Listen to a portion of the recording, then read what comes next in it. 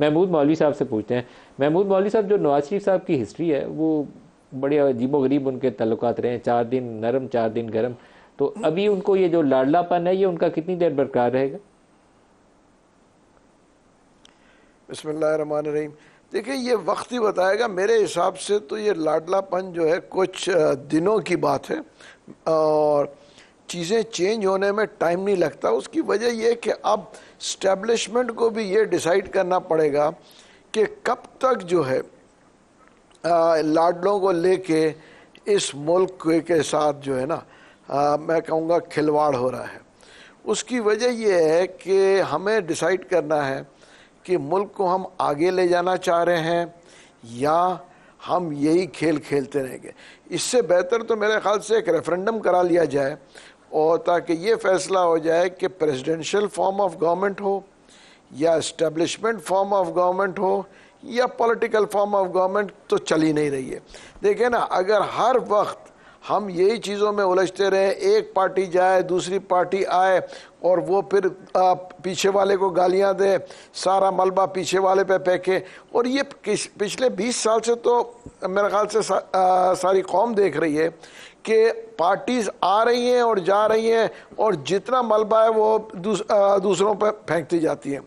पहले कहते थे कि जी वो चोर है, फिर कहते हैं ये चोर है, अब कहते देखिए ना, ये हम चोर पुलिस को इस मुल्क को आगे हमको बढ़ाना है या हम ये ड्रामा चलता ही रहेगा? और अगर ये ड्रामा चलता रहेगा तो मुल्क तरक्की नहीं करेगा और अवाम आज इसकी जो है पिस रहे हैं, अवाम इसकी कीमतें जो है भुगत रहे हैं। इसकी कीमत कौन भुगत रहा है? अवाम भुगत रही है। अवाम को ये देखना चाहिए हमें। हम पॉलिटिकल पार्टी जो होती है वो अवाम की खिदमत के लिए होती है, मगर कहाँ है खिदमत? मौलवी साहब, वो क्या फैक्टर्स थे कि जिससे नवाज शरीफ एकदम से ना सिर्फ इस्टेब्लिशमेंट को काबिल कबूल हो गए बल्कि उनके पसंदीदा हो गए?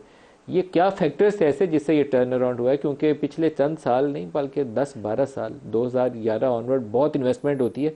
12 साल की मेहनत के बाद अचानक ये तब्दीली आना बड़ी अनहोनी सी बात लगती है, लेकिन ये आई। तो क्या ऐसे फैक्टर्स थे जिससे ये टर्न अराउंड आपको नजर आता है?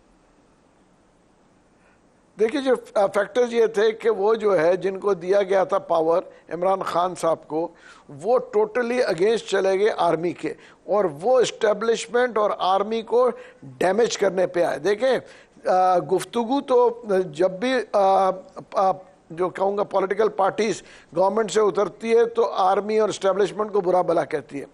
बदकिस्मती ये हुई कि इमरान खान दस्ते गिरेबान हो गए, तो फिर वो ये हुआ कि चॉइस आउट ऑफ 3, ठीक है ना, किसको लेके आए? अब आउट ऑफ 3 में आसिफ जरदारी साहब, नवाज शरीफ एंड इमरान खान तो ऑब्वियसली आउट हुए क्योंकि वो दस्ते गिरेबान हो गए। मतलब पीपल्स पार्टी की क्योंकि स्ट्रेंथ पंजाब में नहीं थी और Punjab is the deciding factor के कौन बनेगा प्राइम मिनिस्टर, हमेशा यही होता रहा, हिस्टोरिकली भी यही है। और अगर आप उसको वोट के जरिए भी देखें तो Punjab is the deciding factor. तो दे हैड नो ऑप्शंस। मगर हम ये बगैर ऑप्शंस के कब तक चलते रहेंगे कि हमारे पास ऑप्शंस नहीं होंगे और ये जो है पासिंग द पिलो खेलते रहे?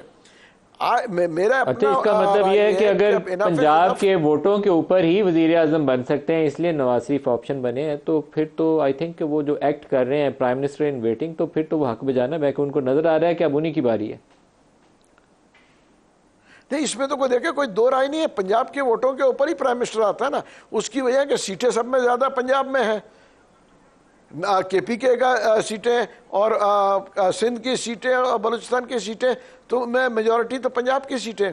अगर 100% मेजॉरिटी पंजाब की आ जाए तो वैसी गवर्नमेंट बन जाती है।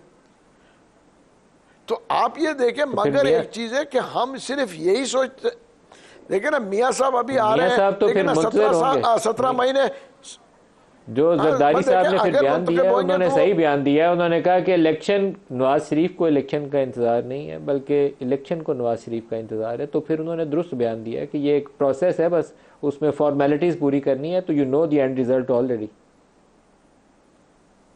नहीं, मगर देखें, ये फॉर्मेलिटीज पूरी तो करनी है, लोगों की ख्वाहिशें भी बहुत अच्छी है कि फॉर्मेलिटीज पूरी कर लें, मगर ये फॉर्मेलिटीज पूरे करते करते हम इस मुल्क को बड़ा डैमेज कर रहे हैं। 17 महीने, ठीक है ना, ये जो थी हम ये चलाते रहे ना, ये पार्टी यही पार्टी चलाती रही ना, इन्होंने कहां से कहां पहुंचा दिया।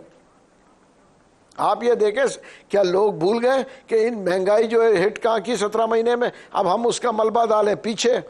और अब आपके हिसाब से क्या जब ये गवर्नमेंट में आएंगे तो फिर क्या सुकून होगा? नहीं, उसकी वजह है कि फिर दूसरी पार्टी जो है वो फिर रोडों पे आएगी। खुदारा इन चीज़ों को ख़त्म करें। अगर इसी हिसाब से तो बेहतर है कि 5 साल तक एक क्लीन अप करें और मेरे ख्याल से जो है स्टैब्लिशमेंट खुद आके हुकूमत करे।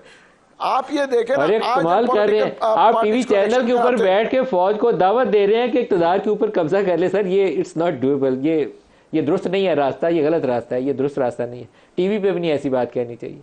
नहीं, आप तो टीवी चैनल पे उनको इनवाइट कर रहे हैं कि आज टेक ओवर कर लो। नहीं देखें, उसकी वजह आप मुझे बताएं ना, आप मुझे बताएं जब इलेक्शंस होंगे क्या जो हारेगा उसको एक्सेप्ट करेगा? नहीं, आज तक हिस्ट्री में एक्सेप्ट किया। देखें फिर धरने होंगे, फिर स्ट्राइकें होंगी, इसमें देखें मुल्क डूबा चला जाएगा। आप ये एक्सेप्ट करना सीखे ना, जो भी हारेगा वो एक्सेप्ट नहीं करेगा, और जब एक्सेप्ट नहीं करेगा तो फिर वही जो है हम स्ट्रीट के ऊपर जो आएंगे और उसके ऊपर हम क्या लोगों को बताएंगे। और दुनिया ब्रेक ले लें, ब्रेक टॉपिक और आगे चलाते हैं, क्योंकि मेरे ख्याल में कभी भी किसी भी हालत में फौज को इक़्तिदार में कब्जा करने की दावत देना दुरुस्त फैसला नहीं है। जितनी दफ़ा फौज ने इक़्तिदार में कब्जा किया, पाकिस्तान कमज़ोर हुआ और फौज की साख को भी नुकसान पहुंचा। ये जो हाइब्रिड मॉडल इमरान खान वाला था, फौज की साख को इस पर नुकसान पहुंचा है। ना करते ये काम तो ये कुछ ना होता जो कुछ हुआ है। 9 मई ना होता पाकिस्तान में।